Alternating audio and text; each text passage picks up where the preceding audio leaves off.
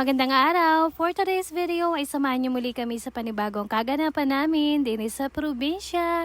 Eto, panibagong araw na naman nga ho at nakabuntot na naman nga ni sa akin si Alicia. Ngayong araw ay pupunta nga ho pala kami ngayon sa bayan. May mahalaga nga ho pala akong bibilhin tapos lulutuin ko na din ngayon. Kaya naman eto, buti na lamang may mga kasama ako at may tagakapit nga ni kay Ellie. Pagkatapos nga ho pala namin mga kapamilya, eto diretsyong uwi na din naman nga ho. At si Ellie nga ho pala binigyan ni Lola niya at aring nga tayo pa nga ning kainin. Napakabait rin talaga ng batang ito at lagi nga ning bilin sa kanya ni mami niya ay wag kakain ng matamis. Kako naman nga ho minsan laang ay di ngayong araw pa pagbigyan. Pagkadating nga ho pala namin din sa bahay, diretso din kami kaagad sa kubo dahil nga ho pala may pinabili si ate ay gagamitin na nga daw niya. Kaya dali-dali naming dinala din. Tapos pagkabalik ko naman nga ho ulit din sa aming bahay, ay diarit ako'y nagsimula na nga ni nung aking lulutuin ngayon. Mag-a-anniversary nga ho pala kami sa aming church at ayun, kanya-kanya nga ho pala kami ng dala. At ayun nga, ang dadalhin ko ay gagawa ako ngayon ng coffee jelly. Bago ko nga ho pala isalang yan, tinunaw ko muna ng maigi din sa malukong na lagayan, pinagsama-sama ko lang ang aring kape, arin din nga ho palang gulaman na itim. Tapos nung okay na, nilagay ko naman nga ho pala din sa kawali na aking paglulutuan. Papakuluan nga lang ho pala yan hanggang sa maluto-luto. At yun nga, at nahalo ko para hindi magbuo-buo. At yun nga ho, at nung kuluan na ng todo, ay niready ko na din nga ho pala din yung aking apaglagyan. At kapag tumigas naman na, ayun, pwede na din nga ho pala yung gayat-gayatin sa maliliit. Medyo napalaki pa nga ho yung aking gayat diyan, kaya papaliitan ko pa yan maya-maya.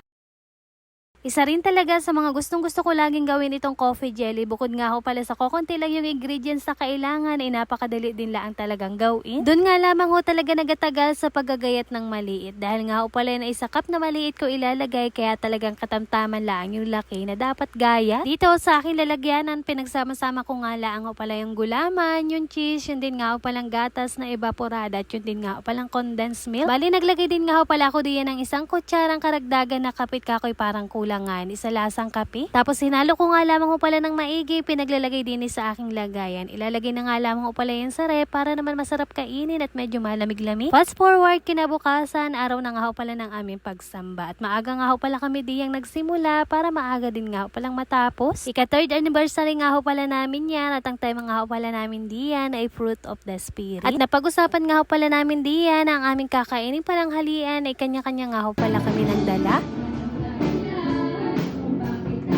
At nakakatuwa nga lamang ho, yung aming inihandang table din ay talagang punong-puno ng mga pagkain na dala ng bawat isa. Yun nga lamang, nalimut-limutan ko pa man din nga hong ilabas yung aking inihandang coffee jelly. Kaya yun, sabi ko sa kanila ay kumuha na nga lamang dun sa cooler na aming daladala. Eto, kinahapunan naman ho ay kami naan din sa bayan. Kasama ko nga ho pala rin dalawa kong pamangkin at sabi nga ni mami niya ay sila daw ay dalhin din para makapaglaro. Habang hinihintay nga ho pala sila, eto at dito muna kami sa may playground, hinayaan ko munang magtakbo-takbo nga ni aring dalawa. Kako nga ho sa kanila ay ayos yung kanilang takbuhan din at talagang patag na patag. Hindi nga ni kagaya dun sa amin na talaga naman nga hong pabangin. Aba naman ay kahit kaliit-liitan nga ho itong dalawang ito ay tuong anong galing na nga ni mag-tiktok. At yun lamang for today's video. Maraming salamat sa inyong panonood. God bless.